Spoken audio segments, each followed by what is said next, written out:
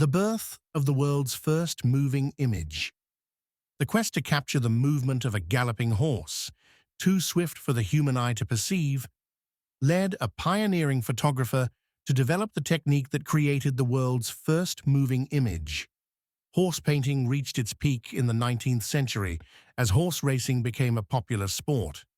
However, despite their best efforts, many artists struggled to accurately depict horses in motion, particularly when galloping. The horses moved so quickly that the human eye couldn't keep up, forcing artists to rely heavily on imagination.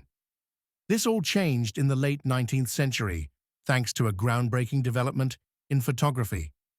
In 1872, Leland Stanford, an industrialist and founder of Stanford University, hired Anglo-American photographer Edward Muybridge to photograph his favorite horse, Occident, while it was running. At that time, photography was a slow process, requiring several seconds of exposure to capture an image. This meant that the subject needed to remain still during the exposure time, or else the image would blur.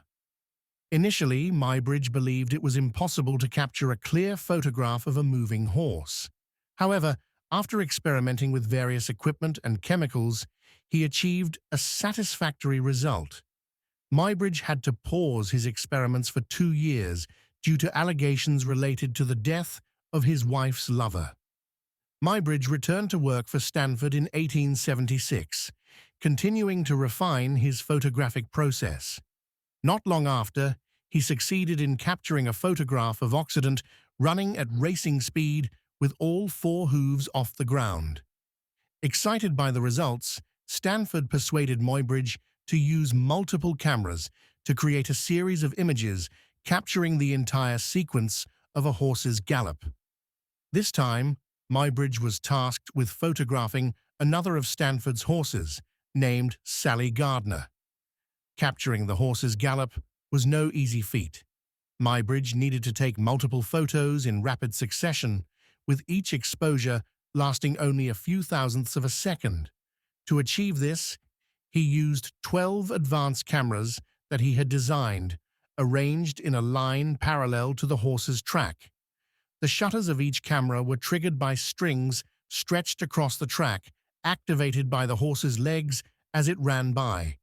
The sound of the camera shutters firing in sequence resembled the rapid fire of a machine gun.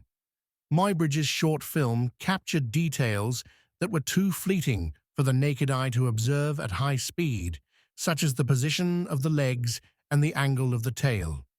His groundbreaking achievement confirmed that when a horse fully leaves the ground while galloping, its legs are tucked beneath its body rather than stretched out in front and behind. Muybridge also prepared a short clip using the 12 still photos he had taken, displayed with a device called a zoopraxiscope, a precursor to the movie projector. This 2-second clip, titled Sally Gardner at a Gallop, is considered the world's first moving image.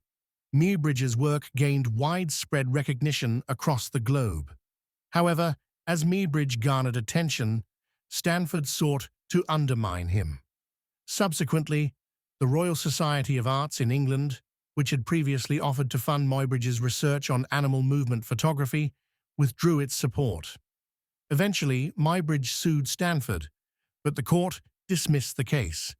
Undeterred, Muybridge sought funding elsewhere and received support from the University of Pennsylvania. With the university's backing, he produced tens of thousands of photographs of people and animals in motion. These images were published in a large catalogue containing 780 photographic plates and 20,000 images. Muybridge's research made significant contributions to the field of biomechanics,